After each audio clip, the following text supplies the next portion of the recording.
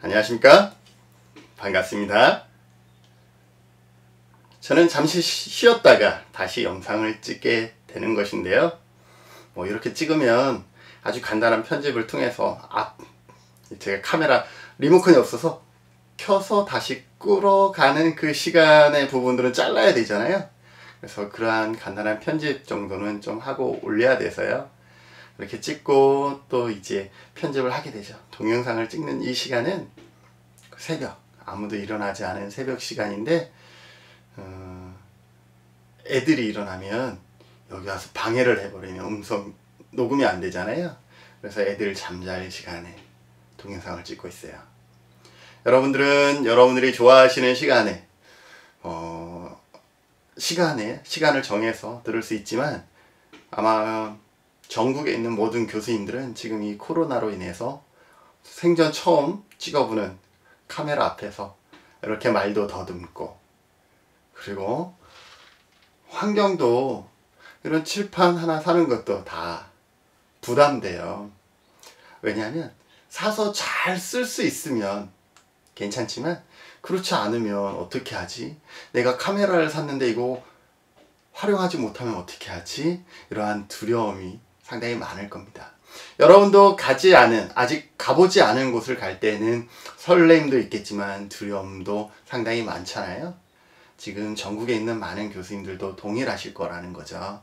그래서 여러분들이 그 교수님들에게도 더 많은 응원과 격려와 또 이렇게 힘을 불어 넣어 주셨으면 좋을 것 같습니다. 서론이 길었네요. 마지막 시간이라 그런가? 네, 우리가 앞 시간과 앞전 시간을 통해서 역사에 대해서 살펴봤습니다. 세계의 장애인 복지의 역사와 우리나라의 장애인 복지 역사에 대해서 살펴봤는데요. 어떤가요?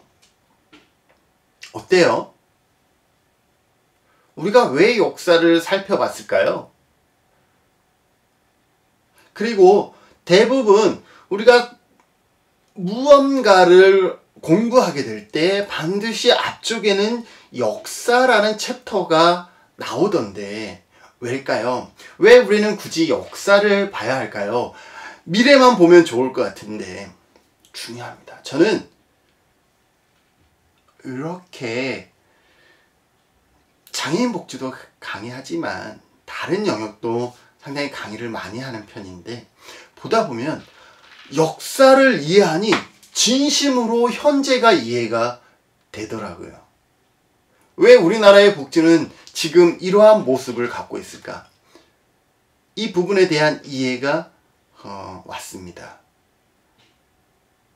여러분들도 그동안 배운 미국의 장애인 복지 역사와 세계의 장애인 복지 역사와 우리나라의 장애인 복지 역사를 통해서 이거는 과거에 이렇게 했었구나 라고 단순히 지식으로 툭 넘기는 것이 아니라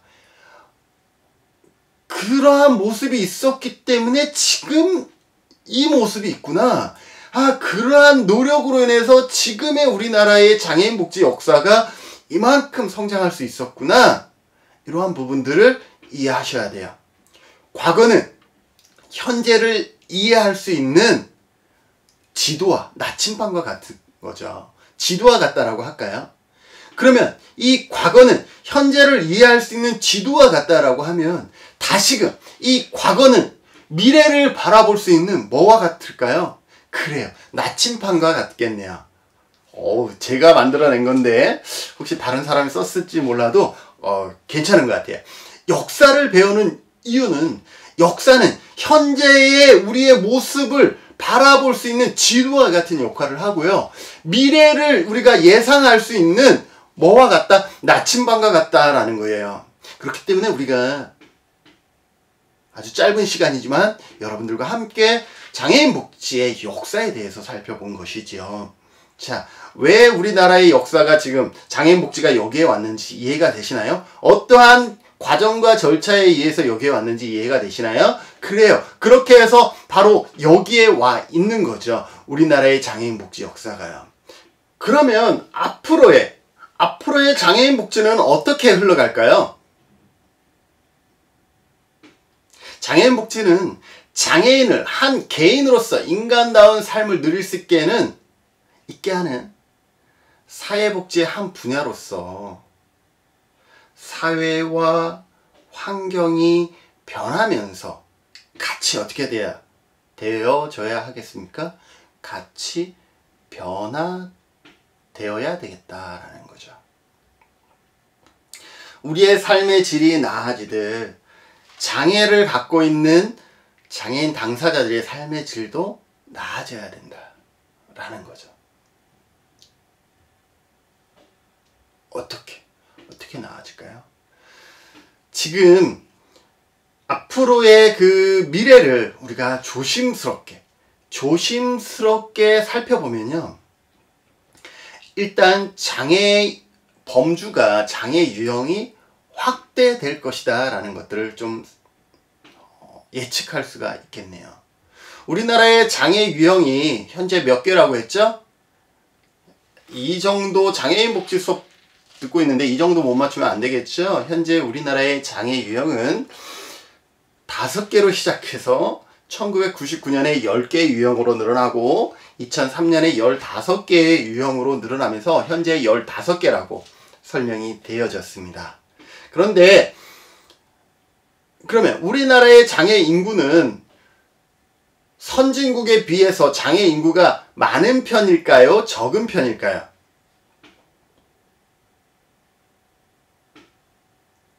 우리나라의 장애 인구는 선진국 전 세계에 비해서 장애 인구 비율은 상당히 적은 편입니다.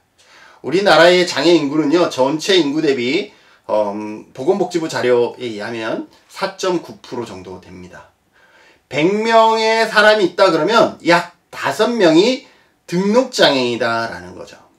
장애 인구라고 얘기하기는 좀 애매함이 있죠. 왜냐하면 장애가 있지만 등록하지 않는 경우도 있잖아요. 아무튼 등록장애인을 기준으로 했을 때 장애 인구는 약 4.9%, 5%에 해당한다라고 보시면 될 것 같습니다. 그러나 장애 인구가 많은 나라들은 30%에 육박하는 나라도 있고요. 대부분 10% 이상의 비율을 갖고 있습니다. 그런데 우리나라는 왜 5%밖에 되지 않느냐라는 거죠. 왜일까요?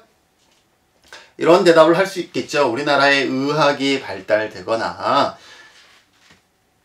산재라든지 이러한 사고 비율이 줄어서라고 얘기할 수가 있겠죠.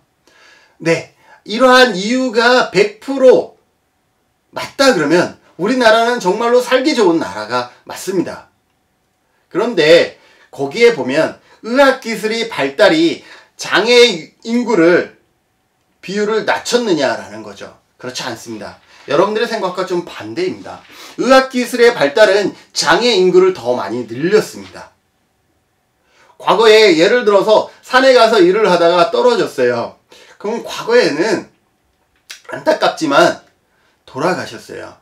그러나 지금은 의학기술의 발달로 그분의 소중한 생명을 살려냅니다. 하지만 뭐는 남아요? 네, 신체적인 장애는 남는 거죠. 그래서 장애 인구는 의학기술이 발달되면서 장애 인구는 더 많이 늘어났다라고 보시면 될 것 같습니다. 그러니 정답이 아니라 오답에 해당되네요. 그러면 왜 우리나라는 의학기술이 발달도 아니고 그러면 무엇 때문에 장애 인구가 세계의 장애 인구 비율에 비해서 작냐라는 거죠. 뭐냐면 장애 유형 자체가 작고 각각의 유형에서 장애를 뭐라 할까요?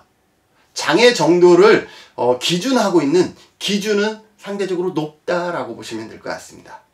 그렇다 그러면 그럼 다른 나라들은 어떠한 영역들을 장애 유형으로 잡냐라는 거죠. 일부 국가는 에이즈라든지 치매라든지 의사소통이라든지 의사소통 장애도 장애로 놓고 있어요. 그죠? 우리 와이프가 이 동영상을 보지 않을 거니까요. 만약 그렇다 그러면 와이프하고 저하고는 뭐예요? 장애가 돼버리는 거죠. 부부간에 보통 대화를 하면 말이 안 통해요. 농담이에요. 그렇습니다. 이러한 우리가 장애라고 생각하지 않았던 치매가 장애로 들어가고 알코올 중독이 장애로 들어가요. 무슨 말인지 아시겠어요? 그러면 어떻게 되겠어요? 장애 인구가 더 많이 늘어나겠죠? 그러면서 우리나라의 장애 비율은 세계에 비해서 전체 인구 대비 장애 비율은 작다라는 거예요. 그러면 역으로 많은 나라들이 이미 다양한 분야를, 다양한 영역을 장애 범주에 귀속시키고 있잖아요. 그래서 우리나라도 아마 장애 범주가 확대되지 않을까? 분명히 가까운 시일 안에 다양한 장애 유형이 늘어날 겁니다. 작년에 신문 기사에서 이러한 기사를 봤어요. 우리가 쉽게 얘기하는 틱 장애가 있는데요. 장애 범주에 들어가지 않아요. 그런데 대법원 판결에 봤더니요, 이런 얘기가 있어요.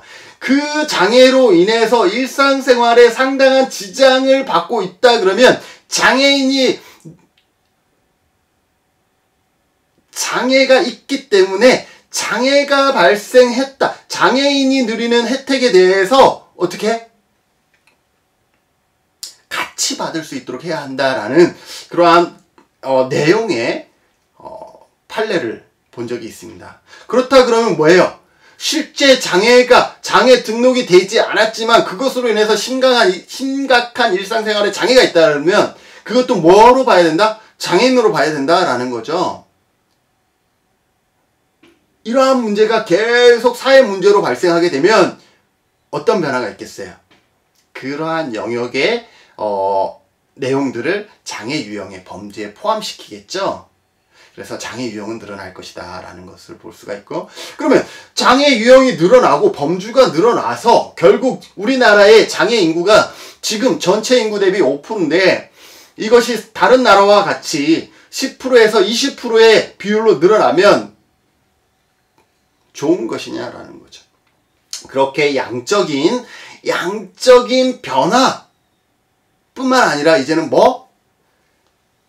장애 당사자들의 정말로 삶의 질을 높일 수 있는 질적인 제도의 변화와 환경의 변화, 이러한 것들이 수반되어져야 되겠다라는 것들을 알 수가 있습니다. 그렇기 위해서 어떻게 돼야 되겠어요? 적극적으로 장애인 복지에 대한 관심을 높이고 전문가들의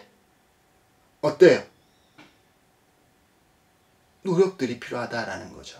그리고 그 노력 앞서 누구의 역할이 상당히 중요하겠어요? 지금까지 그 장애 환경에서 살아오면서 지금까지 느꼈던 또 체험했던 어렵고 힘듦을 같이 얘기해 줘야겠죠. 누가? 장애인 당사자가. 그리고 그 어려움과 힘듦을 어떠한 방법으로 했을 때 가장 도움이 될 수 있는지에 대한 것들은 아마 우리가 이해한다 그래도 장애 당사자의 삶과 같지 않을 것이다 라는 거죠. 저는 자원봉사할 때 저도 노인복지를 하고 있기 때문에 어르신들의 기저귀를 갑니다. 어르신들을 늘 목욕을 시켜드립니다. 그런데 그 앞전 시간에 얘기했던 다카시 순의 그 책을 보기 전까지는 그런 생각을 하지 않았어요. 나는 정말로 선한 복지사다라고 생각을 했지, 내가 하고 있는 그 영역에서 혹 부족함이 있을 때 어르신들이 어떠한 느낌을 갖고 있는지에 대한, 어르신의 느낌에 대해서는 관심 갖고 있지 않았었던 나의 모습을 반성하게 된 거죠. 그러니 장애인 당사자들의 적극적인 사회 참여와 그 다음에 다양한 의견들을 나눠주실 것들이 중요하겠다라는 거죠. 그래서 결국은 그것을 통해서 어때요? 장애인의 인권이 존중되어지는 사회 구조로 변화되어져야 되겠다라는 거죠. 그리고 장애인의 삶의 변화를 위해서 어때요?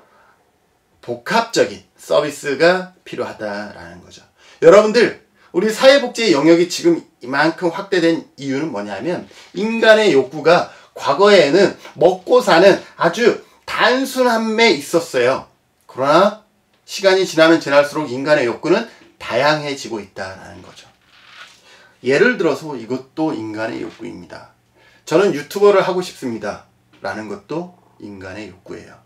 과거에는 사치라고 본 그 모든 것들이 지금은 인간의 욕구가 될 수 있다라는 거죠. 이러한 부분들을 우리는 복합적으로 포괄적으로 접근해서 그 삶의 질을 높이기 위해서 포괄적으로 접근해야 된다라는 거죠. 최근에 유튜버에서요, 지적장애가 있는 어린 장애인이 나와서 활동하는 모습들을 보면서 자기를 오픈하고 또 그것을 통해서 자아 실현하는 모습들을 보면서 장애가 있지만 저렇게 잘하는 영역을 이렇게 지역사회에서 유튜버를 통해서 많이 알리는 것도 좋겠다라는 거죠. 그러면 누군가는 이런 생각을 하죠. 나는 잘하는 게 있는데 방송을 할 줄 몰라요 라고 얘기를 하면 이제 우리 장애인 복지사는 어떻게 해야 돼요? 어떻게 하면 유튜버를 할 수 있는지를 가서 전달해 줘야 돼요. 자, 그런데 우리는 그걸 알아야 몰라요? 여러분들은 알아야 몰라요? 모르죠. 그럼 어떻게 해야 돼? 우리는 그것을 알고 있는 전문가와 네트워크해서 그 전문가와 욕구가 있는 장애인을 연결시켜주는 그러한 징검다리 역할을 해줘야 된다라는 거죠.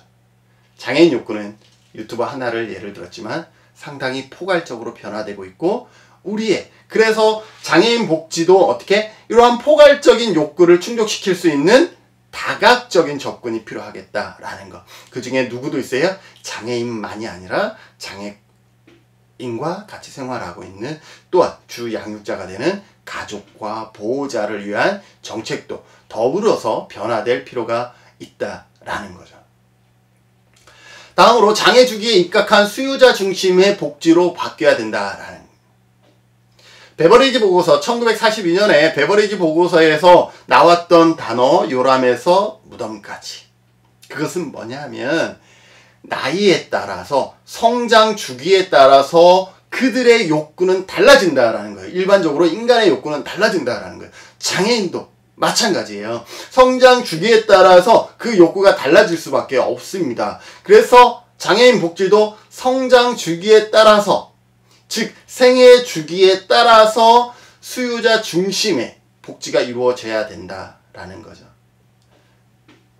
영유아, 장애인, 또 그 가족, 청소년, 아동 청소년, 그 다음에 성인, 그 다음에 고령장애인.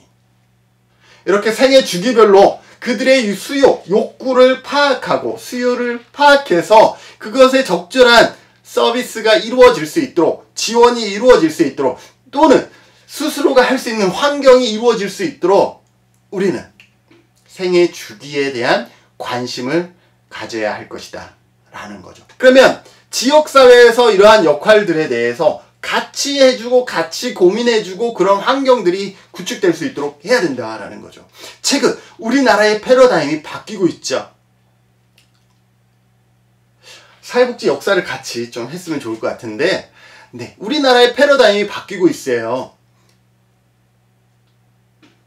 정권이 바뀌면서요, 신자유주의적 사상에서 지금은 딱 뭐라고 얘기할 수는 없지만 복지국가주의의 그런 어떤 사상으로 조금 바뀌고 있어요. 자, 거기에서 최근에 바뀌고 있는 지역사회 변화를 보면 어떤 게 있냐면 커뮤니티 케어라는 단어가 2년 전부터 활발하게 언급이 되어지고 있죠. 통합돌봄 서비스라는.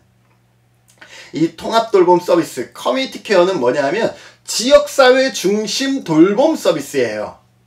과거에 장애인과 어르신들이 생활시설 입소가 주 삶의 터전이었다 그러면 이제는 그분들이 지역사회로 나와서 생활을 할 수 있도록 바꾸겠다라는 거예요. 지역사회 중심으로 커뮤니티 케어로 바뀌겠다라는 거죠. 자, 여기에서 가장 큰 핵심은 뭘까요? 지역사회가 변화돼야 된다라는 거죠. 지역사회가 어떻게 변화돼야 되겠어요? 이들이 나왔을 때 삶을 살 수 있도록 되어져야 된다라는 거죠. 나왔을 때 어떻게 돼요? 학교 갈 수 있는 환경이 구축돼야 됩니다.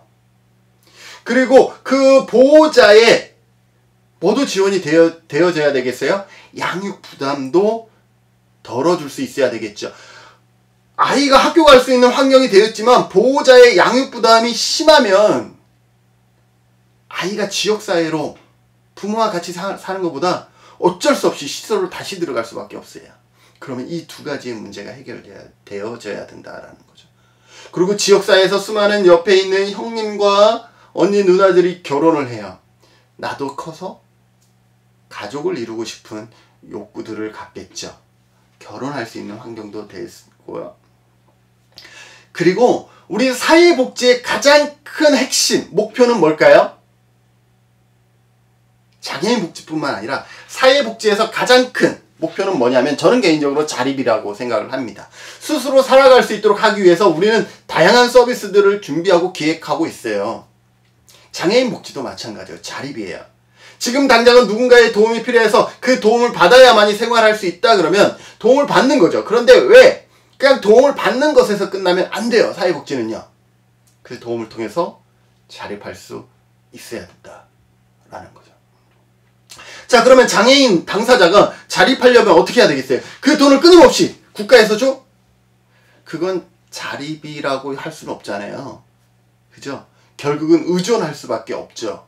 자립이라는 것은 스스로가 그 삶에 필요한 다양한 것들을 스스로 얻을 수 있도록 해야 된다라는 거죠.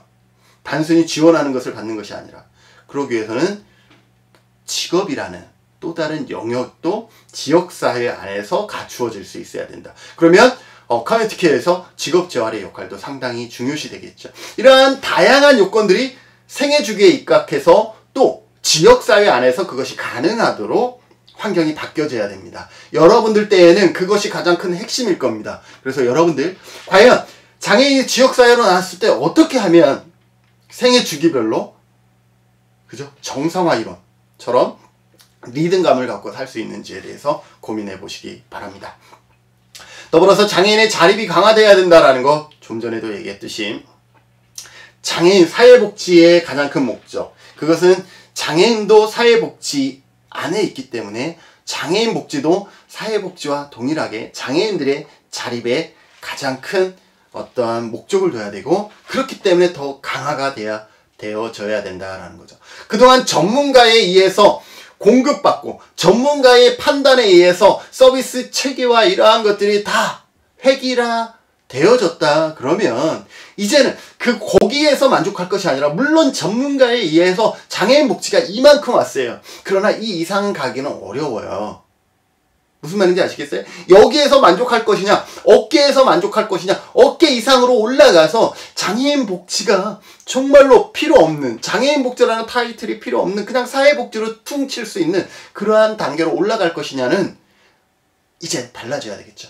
위로 올라가기 위해서는 장애자 당사자의 역량을 더욱 키워주고 자립할 수 있도록 함으로써 이제는 장애인 당사자가 필요한 것들을 스스로 얘기할 수 있고 스스로 만들 수 있는 그러한 환경 구축이 미래에 필요하다라고 얘기할 수가 있겠죠. 그런가요? 그러기 위해서는 어때요? 가장 큰 걸림돌이 어떻게 보면 돌봄과 소득이겠죠? 그동안은 어땠어요? 우리가 국민기초생활보장법이라는 제도 안에 장애인도 같이 밀어넣었어요. 그래서 장애가 있든 없든 생활이 열악한 환경에 있는 분들을 국기법에 의해서 일정 부분 지원해 주는 것으로 우리나라의 소득 보장은 이루어져 있었죠. 그런데 이러한 부분들에 조금 더 수정이 있어야 됩니다. 그래서 만들어진 게 2010년에 장애인 연금이라는 게 만들어졌다라고 바로 앞 시간에 배웠죠.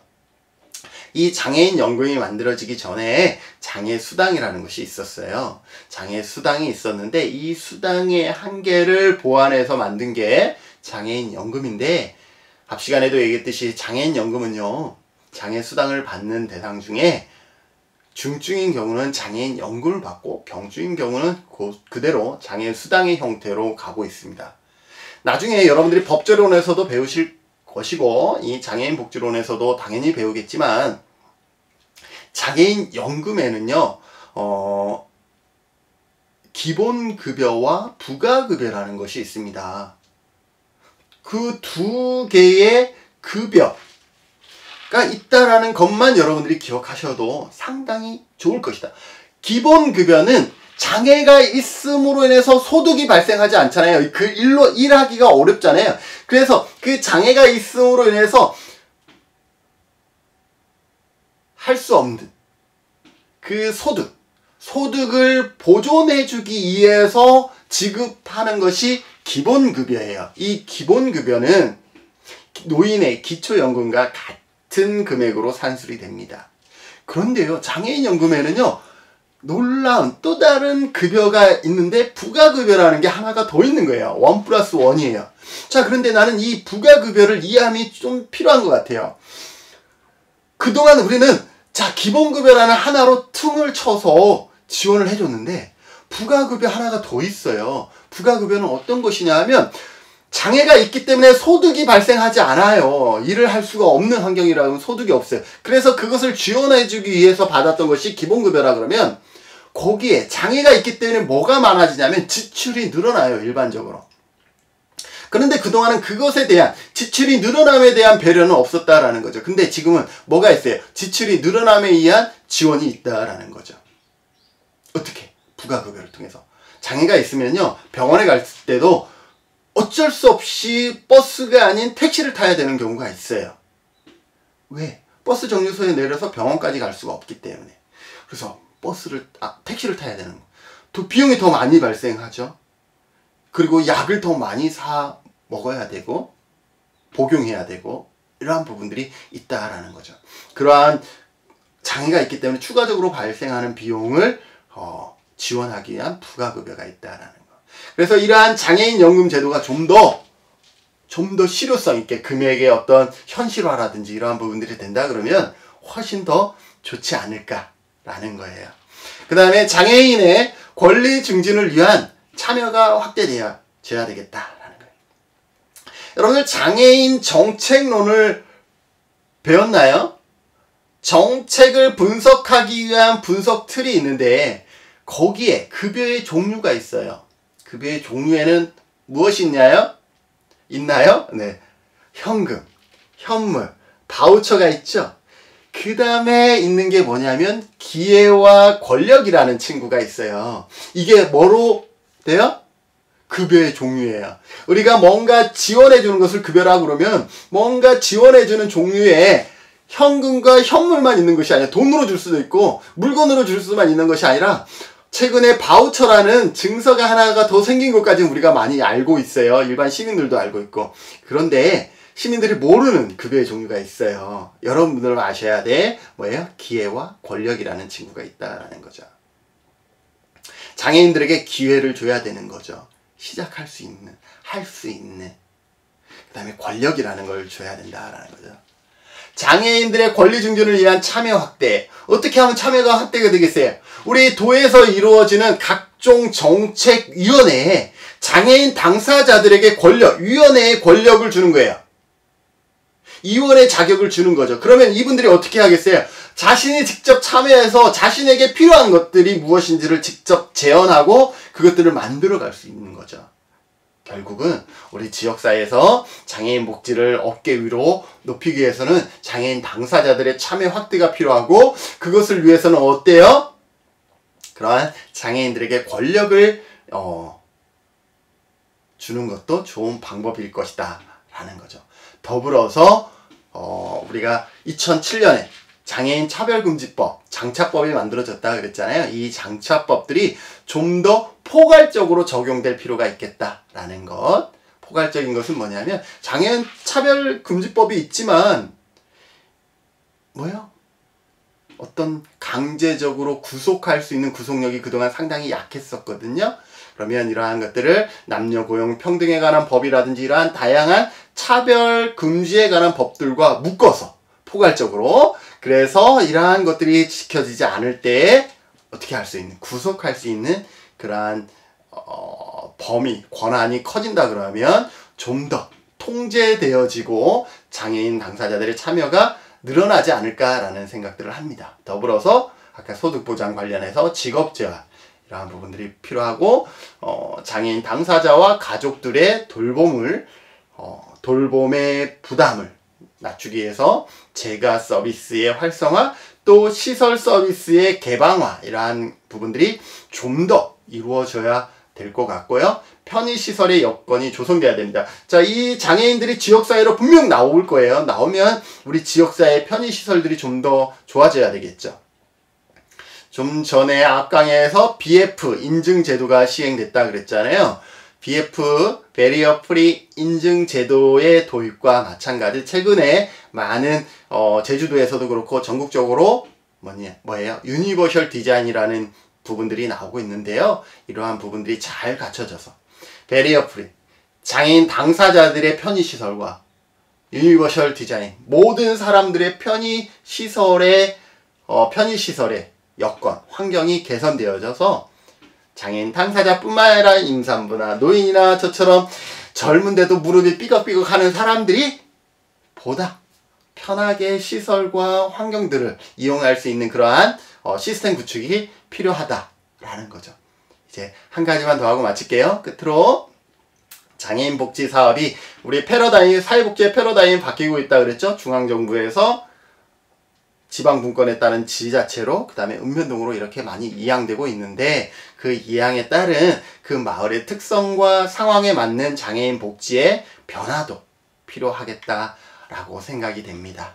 하다 보니까 강의가 좀 길었나요?